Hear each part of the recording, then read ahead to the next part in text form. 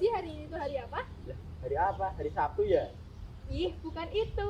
Sekarang tuh tanggal 10 Desember, di mana seluruh masyarakat di dunia merayakan Hari HAM. Masa kamu nggak tahu Hari HAM sih, Di? Nggak tahu. Emangnya hari HAM itu apa sih? Jadi HAM itu adalah hak asasi manusia. Hak yang dianugerahkan oleh Tuhan Yang Maha Esa sejak mereka lahir dan tidak akan bisa dicabut. Setiap orang wajib menjaga, melindungi, serta menghormati hak orang. Lalu kenapa harus tanggal 10 Desember dirayakannya hari HAM? Nih, aku kasih tau ya. Sejarah HAM berawal dari negara barat, Eropa. Seorang filsuf dari Inggris pada abad ke-17, John Locke merumuskan tentang hak yang melekat pada manusia. Di antaranya yaitu hak untuk hidup, hak untuk kebebasan, dan hak milik. Nah, pada saat zaman tersebut, hak itu sangat masih terbatas, seperti hak sipil atau pribadi dan bidang politik. Nah, sejarah yang mengawali HAM tersebut ditandai dengan adanya 3 peristiwa penting di negara barat, Eropa. Peristiwa-peristiwa penting apa sih memangnya? Jadi, beberapa peristiwa dan sejumlah revolusi mengantarkan perkembangan konsep HAM. Magna Carta yang lahir pada 15 Juni 1915 memberikan tonggak penting pembatasan kekuasaan negara serta menekankan hak atas kepemilikan. Glorious Revolution yang terjadi di Inggris pada 1668, Habeas Corpus Act memberikan hak untuk tidak ditahan tanpa dasar hukum yang juga harus diuji di depan pengadilan revolusi Amerika, menekankan keberadaan hak-hak yang tidak dapat dicabut dengan mewadahinya dalam Konstitusi Amerika 1789. Oh ya, aku tahu tentang Konstitusi Prancis pada tahun 1791 yang mengatur ranah hak ekonomi, sosial, dan budaya dengan memuat ketentuan tentang penyediaan bantuan untuk masyarakat dan pendidikan gratis bagi publik. Periode sejak revolusi Prancis sampai Perang Dunia Kedua merupakan masa yang kelam bagi pengembangan HAM. Sebab utama menjelmanya kembali gagasan HAM adalah tindakan kejam fasisme oleh Nazi dan Cina. Itu bukan sih? Nah, betul banget tuh. Piagam PBB menjadi sebuah dasar bagi hak asasi manusia internasional yang dimana memuat instrumen-instrumen yang ada di HAM internasional, memuat 30 pasal yang dimana itu adalah sebuah peraturan di mana hak asasi manusia di dunia dibuat. PBB telah mengeluarkan sebuah piagam yang dinamakan The Universal Declaration of Human Rights pada tanggal 10 Desember 1948. Nah, karena itulah kenapa tanggal 10 Desember diperingati sebagai Hari HAM Internasional. Keren banget dong ya. Jadi, dengan adanya hal tersebut membuat hak kita dapat dijaga dan dilindungi. Selain mendapat hak kita, lebih baik lagi jika kita juga menjaga hak orang lain dengan tidak melanggar HAM dan melaksanakan kewajiban kita. Terus perilaku apa sih yang melanggar HAM walau tanpa sadari kita lakukan setiap hari? Kalau mau tahu lebih lanjut, kita simak film HAM-nya lebih lanjut.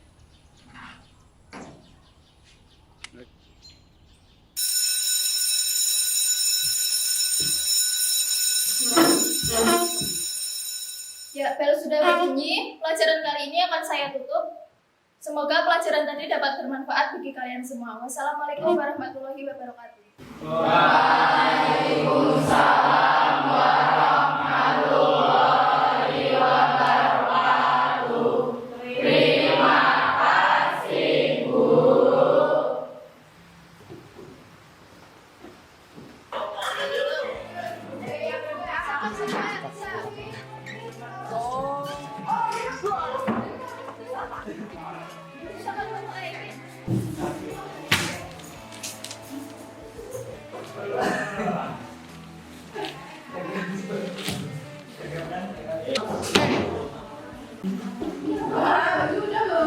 Bagas, kamu kenapa sih?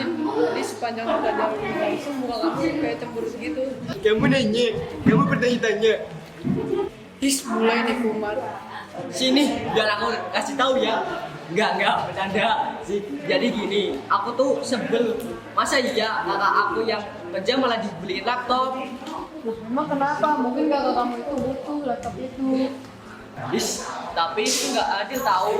Masa iya bukannya kerja dapat duit malah dikasih laptop. Sedangkan aku dikasih HP butut seperti ini. Padahal kan aku mau main GTA yang bisa dimainin di laptop itu. Kamu mah game mulu pikirannya. Ya biarin sih. Kita tuh bisa mati kaku kalau belajar nggak diselingin game. Sekali-kali bolehlah main game. Lah iya, kalau sesekali nggak apa-apa. Kamu sudah beribu-ribu kali main game mulu. Woi, serius amat ngomongin capres ya? Nggak aja kamu Mat. Nanti diringkus penjual bakso nangis. Jadi gini, si Bagas bad mood karena kakaknya yang mau kerja dibeliin laptop, sedangkan dia enggak. Iya, itu semua kan nggak adil tahu. Nih guys ya, gua kasih tahu. Pencerahan dikit nih buat lo. Gak usah so jadi ustad ya lu. Ini beda nih, dengerin dulu. Iya Bagas, dengerin dulu, siapa tahu ada giveaway-nya. Nah, adil itu bukan berarti sama rata, tetapi adil itu lebih condong ke siapa yang lebih membutuhkan, tetapi tidak berat sebelah. Maksud kamu? Gini, kakak kamu dibeliin laptop kan buat kerja. Kalau kamu dibeliin laptop, palingan buat apa? Paling juga buat ngegame kan? Kalau kamu mau nugas, di lab TIK juga ada komputer yang speknya no lemot-lemot. Kamu juga bisa minjem laptop kakak kamu. Toh kamu juga baru dibeliin HP kan? Itu menurutku juga udah adil. Nah, bener tuh kata Pak Ustadz. Iya juga ya, maaf deh ya.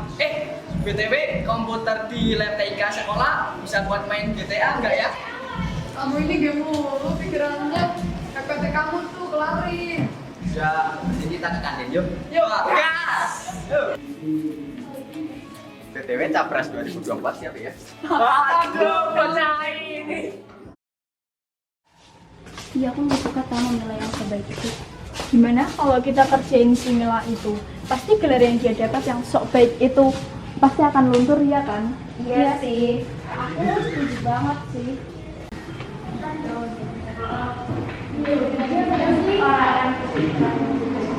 Hai Mila, aku boleh gabung sama kalian nggak?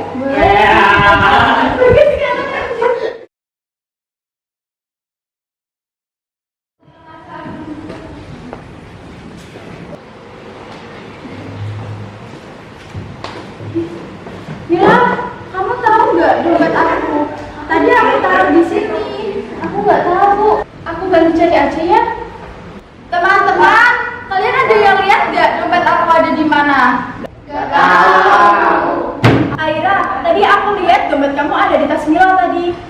Kok bisa sih? Kan tadi ada di atas meja. Diambil kali sama si Mila, nggak sopan banget Mila ngambil barang-barang nggak izin, itu kan sama aja mencuri. Mila, kamu ya yang ambil dompet aku.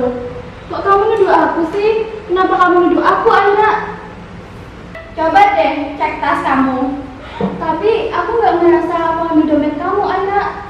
Kalian jangan sembarangan nyimpulin gitu dong. Soalnya aku tadi lihat dompet Aira ada di tas kamu, Mila. Kamu tuh pura-pura nggak tahu atau bagaimana sih? Itu kan sama saja mencuri. Tapi tadi yang terakhir di kelas cuma kamu doang, pastilah kamu yang ngambil, orang dompet juga ada di tas kamu. Suci, kamu coba deh cek tas aku.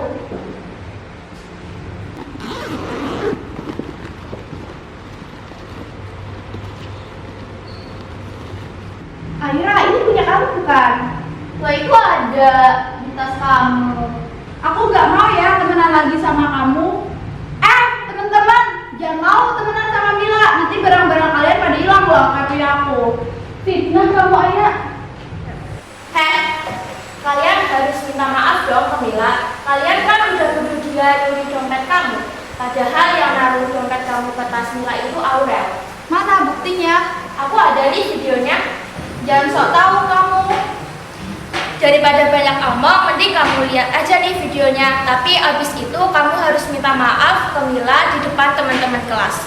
Oke, mana videonya?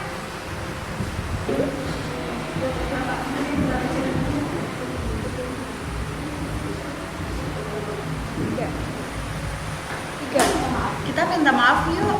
Ayo.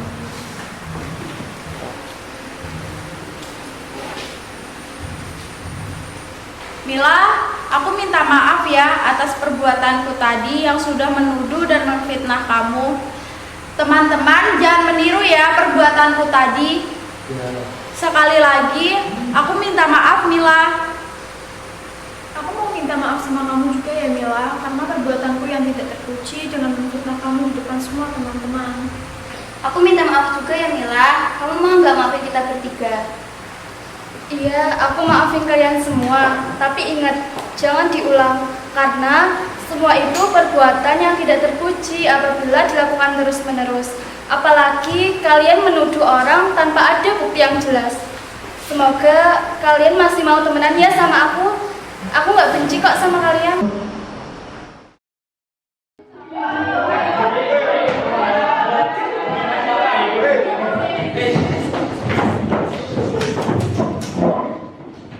Assalamualaikum warahmatullahi wabarakatuh anak-anak. Waalaikumsalam warahmatullahi wabarakatuh.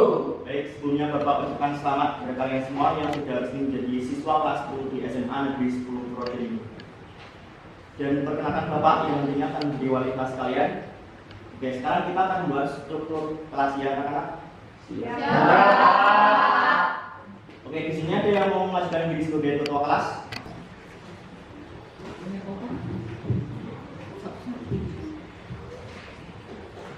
Ini tidak ada yang ingin jadi ketua kelas.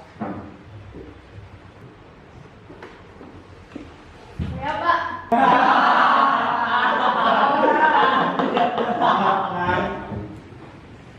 Mengapa kalian semua tertawa?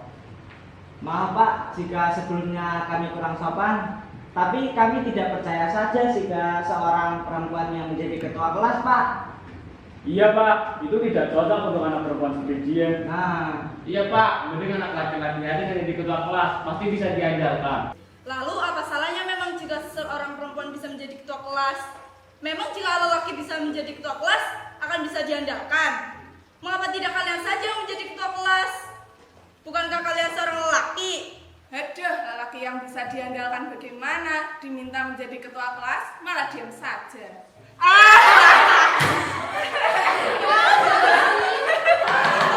Sudah, jangan ribut ya anak-anak.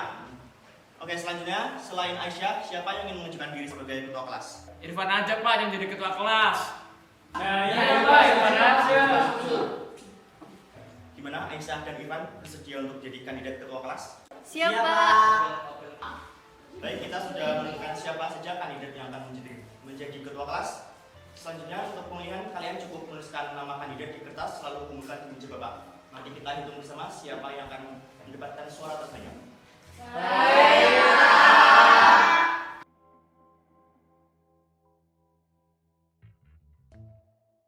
Semua sudah mengumpulkan kertasnya? Baik, kalau begitu mari kita hitung bersama siapa yang akan menjadi ketua kelas 10-8 ini. Bapak meminta dua siswa untuk membuka dan menghitung hasil suara.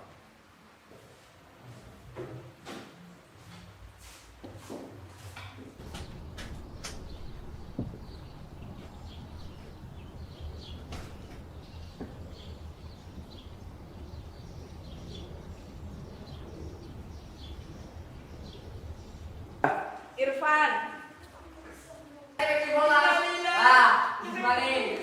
Ini kertas terakhir kita ya teman, dan kertas ini akan menentukan ketua kelas kita.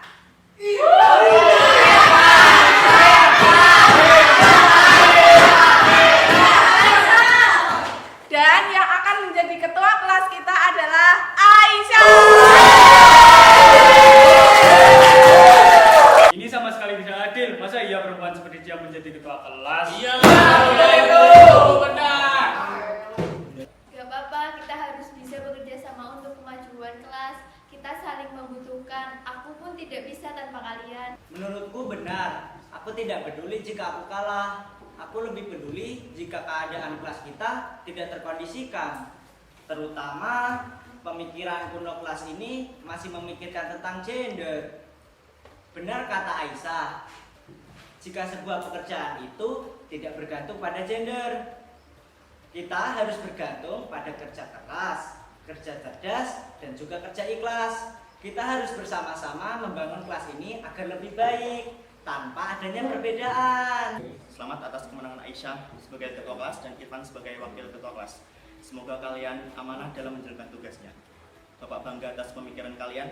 Seperti yang kita tahu, diskriminasi karena sebuah gender sama sekali tidak dibenarkan. Dan seorang perempuan dan laki-laki memiliki hak dan kewajiban yang sama, tidak ada yang berbeda. Jika kita menghalangi seseorang untuk mendapatkan hak dan kewajibannya, maka kita sama saja sudah melanggar hak asasi manusia. Kita tidak dapat mencabut sebuah hak seseorang karena sebuah gender. Karena itu didapatkan saat kita lahir di dunia. Semoga kalian bisa menghargai satu sama lain. Maaf ya Ais atas pendapatku yang salah ini. Aku tidak tahu akan hal tersebut. Aku hanya memikirkan pendapatku harus benar dan malah terkesan egois. Aku meminta maaf kepada kalian semuanya dan selamat untuk kalian berdua. Semoga kalian bisa melaksanakan tugas dengan baik. Gak apa-apa, kita harus bisa bekerja sama untuk kemajuan kelas. Kita saling membutuhkan. Aku pun tidak bisa tanpa kalian. Nah, setuju. Oh iya, BTW ini cuma pemilihan ketua dan wakil saja. Struktur kelas yang lain bagaimana? Astaga, aku lupa. Ayo kita pilih keseluruhan struktur anggota kelas kita. Ayo!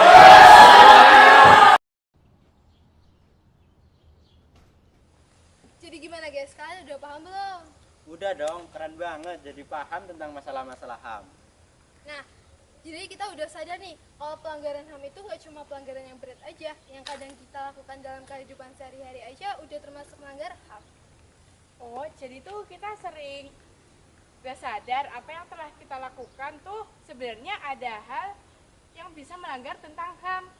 Tapi kita kan bisa belajar untuk tidak mengulanginya lagi. Cakep banget tuh, bisa jadi quotes of the day. Belajar dari sebuah kesalahan untuk menjadi lebih baik lagi. Astaga, Didi.